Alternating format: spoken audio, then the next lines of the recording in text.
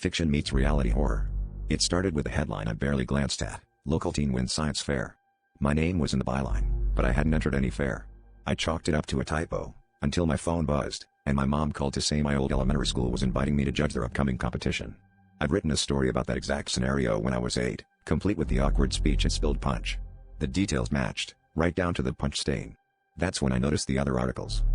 Every morning, the newspaper on my porch held another piece of my childhood fiction, each one describing something that would happen to me that day. An accident at the crosswalk I had described in a third-grade story, a lost dog returning home just like in my fourth-grade essay. I tried skipping my routines, but somehow, I ended up in the right place at the right time, acting out events I'd made up years ago. The stories weren't just predicting my life, they were controlling it.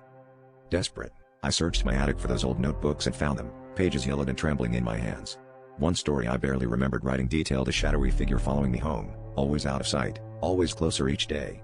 My breath caught as I realized the newspaper's next headline: "Local teen reports stalker, no evidence found." The article described my frantic calls to police, my friends not believing me, and the feeling of eyes watching as I tried, and failed, to sleep. That night, I locked every door and window, but the story had already been written. As the clock ticked past midnight, I heard footsteps on the stairs, slow, deliberate, matching the cadence I described as a child. I reached for my phone, but the battery was dead, just like in the story. I remembered the last line I'd written, the one I'd thought was so clever: "He looked over his shoulder and realized he'd never been alone." The footsteps stopped outside my door, and I finally understood why I could never change the ending.